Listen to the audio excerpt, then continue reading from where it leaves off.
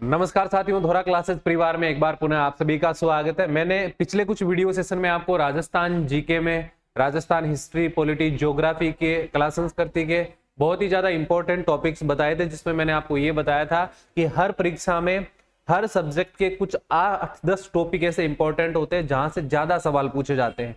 तो ऐसे में फिर सवाल ये आया कि भाई सर, पशु परिचर भर्ती परीक्षा में जो पार्ट बी रहने वाला है, बी पार्ट में कौन से इंपॉर्टेंट टॉपिक है जहां से एक से ज्यादा सवाल देखने को मिल सकते हैं। देखिए, बी पार्ट में क्या है, टोटल आपको कितने टॉपिक दिए गए हैं।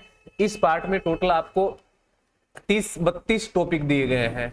अब ये जो 30-32 टॉपिक है, इन सब में से एक एक सवाल तो हम मानकर चलते हैं कि एक एक सवाल तो आ जाएगा, लेकिन टोटल जो क्वेश्चन आपसे पूछे जाएंगे वो पूछे जाएंगे 45। अब 45 सवाल पूछे जाएंगे तो किसी ना किसी टॉपिक में से 2 सवाल पूछे जाएंगे।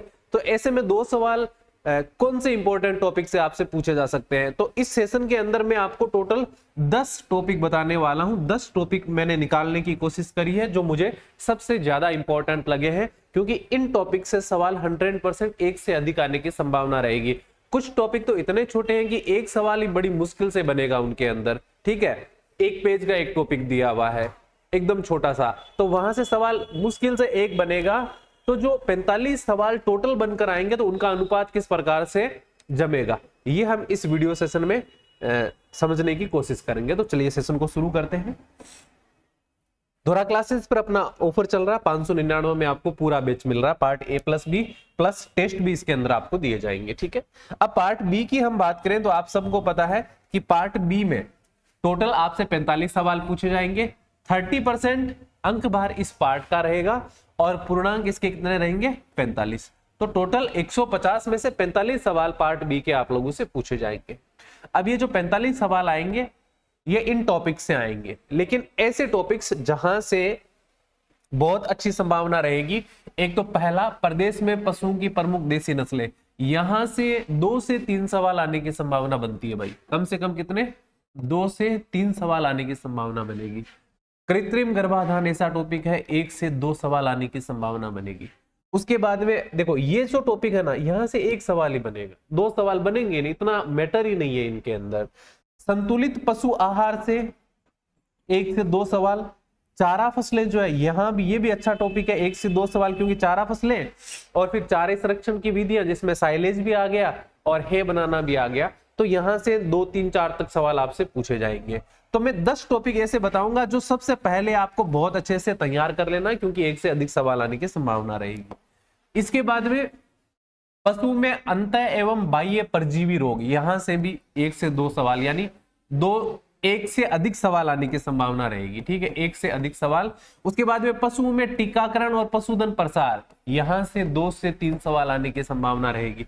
उसके बाद ऊन, मांस, दूध, अंडा, देश और राज्य में उत्पादन और प्रति व्यक्ति उत्पादन, दोनों चीजें, एक तो राज्य में उत्पादन, एक प्रति व्यक्ति उत्पादन, दोनों चीजें। तो यहां से भी लगभग 1 से 2 सवाल जो आने की संभावना रहेगी।